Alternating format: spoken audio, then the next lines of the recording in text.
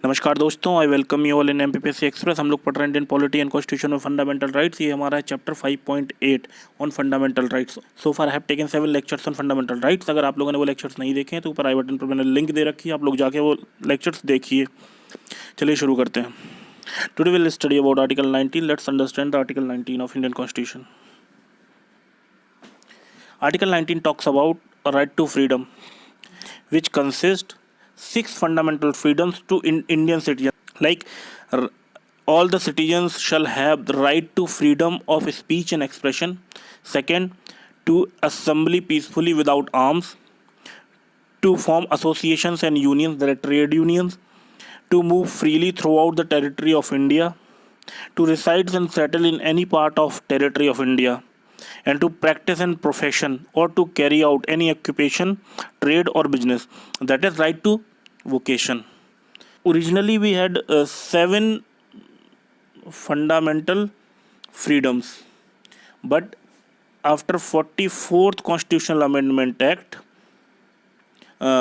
right to property omitted from fundamental rights and it had become other legal rights. और मैंने other legal rights क्या होते हैं इसके बारे में मैंने फंडामेंटल राइट्स के फर्स्ट लेक्चर में अच्छे से एक्सप्लेन कर रखा है, तो अगर आपने वो नहीं देखा है तो आप जाके वो लेक्चर ज़रूर देखिए। ठीक है, तो अब हम लोग वन बाई वन इस 6 जो फंडामेंटल फ्रीडम्स हैं उनके बारे में समझते हैं। ध्यान रखिए, बहुत अच्छे से समझिएगा, ये बहुत ज़्यादा इंपॉर्टेंट है। Article 19 clause 1 sub clause A talks about freedom of speech and expression. आप लोगों ने न्यूज़पेपर्स में आप लोग अगर पढ़ते होंगे या फिर न्यूज़ बुलेटिन अगर आप लोगों ने देखा होगा तो उसमें फ्रीडम ऑफ एक्सप्रेशन एक्सेट्रा के बारे में बहुत डिबेट आजकल गए टाइम में बहुत ज़्यादा डिबेट्स वगैरह चल रही थी। तो इट इज़ बेसिकली, मैं अब आप समझिए कि it guarantees all the citizen right to speech and expression, hosting flag, जो हम झंडा फहराते हैं, that was not the fundamental freedom to our Indian citizen. लेकिन 2003 में नवीन जिंदल एक केस हुआ था, उस केस के बाद में सुप्रीम कोर्ट ने अपहेल्ड किया hosting a flag is freedom of expression. ये ध्यान रखिए। पार्टिसिपेटिंग एनी स्पोर्ट्स, अगर कोई खिलाड़ी किसी स्पोर्ट्स में पार्टिसिपेट करता है तो ये उसका फंडामेंटल राइट है और ये फ्रीडम ऑफ एक्सप्रेशन में आता है। Even freedom of expression and speech के बारे में right to have a press is derived from fundamental rights and which is freedom of expression and speech.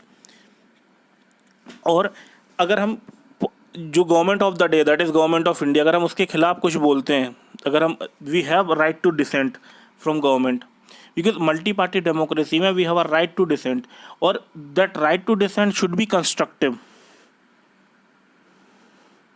ऐसा नहीं होना चाहिए कि आप कुछ भी सिर्फ अपोज करने के लिए आप गवर्नमेंट को अपोज कर रहे हैं। That right to dissent must be constructive, okay, ठीक है, otherwise it will be curtailed.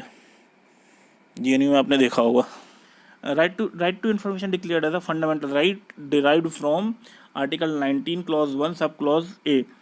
और इस राइट टू एक्सेस इन्फॉर्मेशन को राइट टू इन्फॉर्मेशन 2005 जो लॉ गवर्नमेंट ऑफ इंडिया ने इनेक्ट किया था उसके थ्रू इसको लाया गया था। ठीक है, डन, जिसको आरटीआई एक्ट हम लोग बोलते हैं। अब कुछ चीज़ें आपको ये भी समझनी होगी कि ऐसा नहीं है कि right to have a speech right to speech and expression is absolute right. No, it is not absolute right, क्योंकि इसमें कुछ चीज़ें देखी जाती हैं उस बेसिस पे right to speech and expression को कर्टेल किया जा सकता है। वो जो ग्राउंड्स हैं वो ग्राउंड समझना बहुत ज़रूरी है। जैसे grounds of security and sovereignty of India, security and sovereignty of India, right to maintain security and sovereignty of India, first ground. Second है maintenance of friendly relations with other country. ऐसा नहीं है कि गवर्नमेंट ऑफ इंडिया किसी दूसरी country के साथ एक फ्रेंडली रिलेशन बनाने की कोशिश कर रही है, but on the name of freedom of expression speech and expression कुछ group of people hate speech को प्रोवोक करे, तो नहीं, ये नहीं होगा। इस केस में इस फंडामेंटल राइट्स को कर्टेल किया जाएगा। तीसरा होगा defamation, decency, morality and contempt of code. ये सारे ग्राउंड्स है जिसमें freedom of speech and expression को कर्टेल किया जा सकता है। अब just mentioned contempt of court, तो कंटेम्प्ट ऑफ कोर्ट अभी रिसेंटली इशू चल रहा है। जो हमारे lawyer and eminent lawyer and activist हैं प्रशांत भूषण, उन्होंने कुछ दिन पहले सुप्रीम कोर्ट के बारे में कुछ गलत ट्वीट किया था। उस ट्वीट को आधार बना के हमारी सुप्रीम कोर्ट ऑफ इंडिया ने उनके ऊपर कंटेम्प्ट ऑफ कोर्ट का चार्ज लगाया और शायद अब उनको 2 दिन पहले उनको गिल्टी बोल दिया गया है। तो कंटेम्प्ट ऑफ कोर्ट के ऊपर मैं एक सेपरेट वीडियो बनाऊंगा, क्योंकि now it has become a major issue since one of the eminent lawyer of our country has been found guilty on contempt of court. तो अब इसके बारे में मैं एक नया वीडियो आपके लिए लेकर आऊँगा, उसमें डिटेल्ड फॉर्म में कंटेम्प्ट ऑफ कोर्ट क्या होता है मैं आपको समझाऊंगा।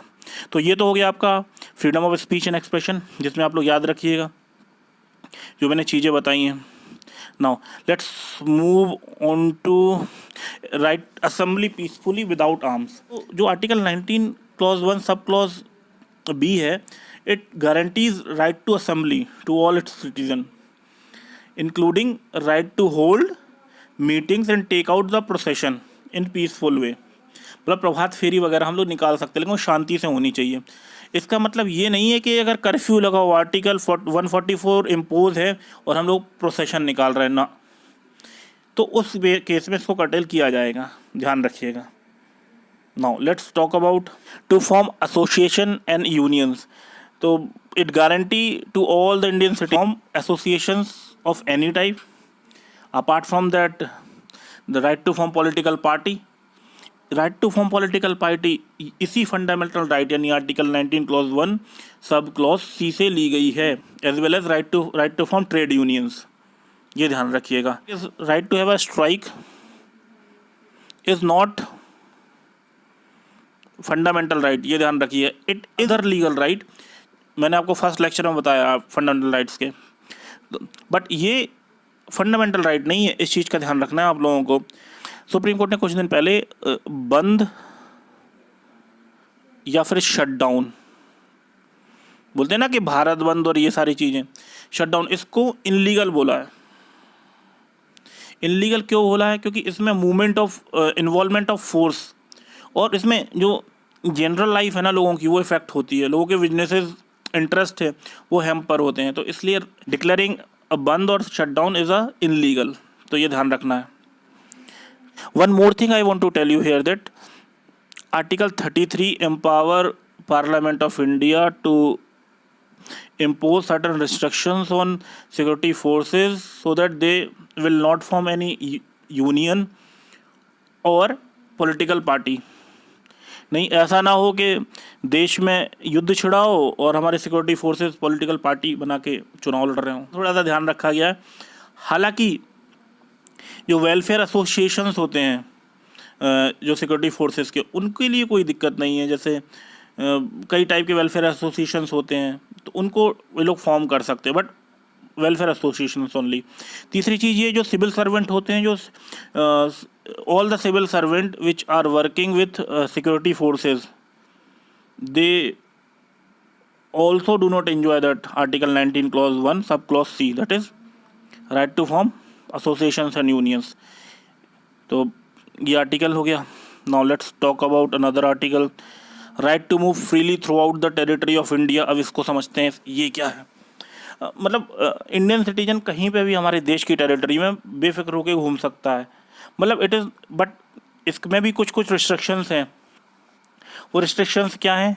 जैसे सिक्योरिटी ऑफ इंडिया, ठीक है।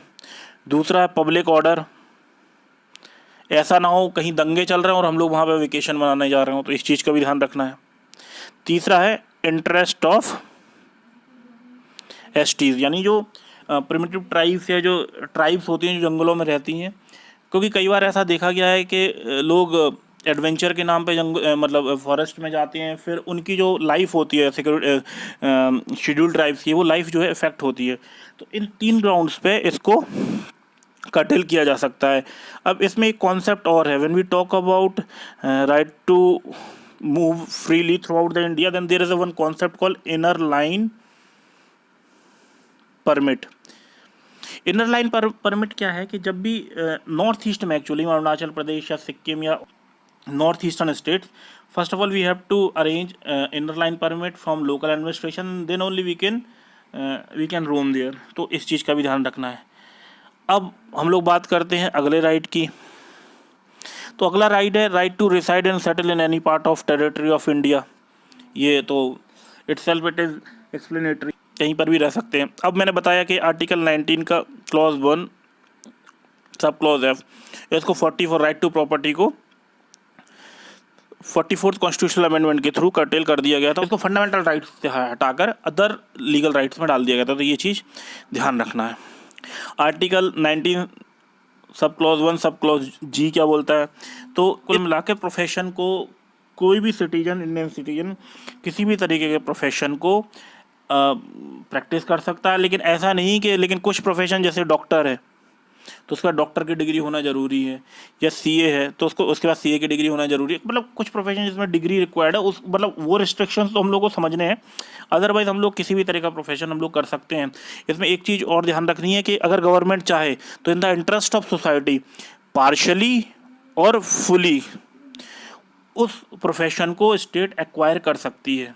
ये डिपेंड करता है इंटरेस्ट ऑफ सोसाइटी के ऊपर. जैसे दिल्ली में कई बार आप लोगों ने सुना होगा, दिल्ली या मुंबई में, कि जब जो प्राइवेट स्कूल्स हैं वो अपने फीस को बड़ा रैंडमली इंक्रीज़ करते हैं तो गवर्नमेंट उनको कर्टेल करती है. There was one case in Delhi जैसा हुआ था. तो ये हमारे हो गए 6 राइट्स. तो आपको ये जो 6 राइट्स हैं जो मैंने बताए हैं इनको आप लोग देखिएगा, क्योंकि इन राइट्स के ऊपर ही आजकल बहुत डेवलपमेंट चल रहे हैं. तो आप इन राइट्स को, ये जो 6 राइट्स मैंने दिए हैं, freedom speech and expression, assemble, association, form association, move freely throughout the India, settle and right to vocation, इन चीज़ों को आप देखिएगा और अच्छे से बार बार रिवाइज कीजिएगा. ओके. और अगर किसी भी तरीके का आपको डाउट आता है तो आप मुझे कमेंट बॉक्स में कमेंट कीजिए. I will try to reply. तो आज के लिए बस इतना ही. अगर वीडियो पसंद आया तो लाइक कीजिए, शेयर कीजिए, चैनल को सब्सक्राइब कीजिए, अपने दोस्तों को बताइए.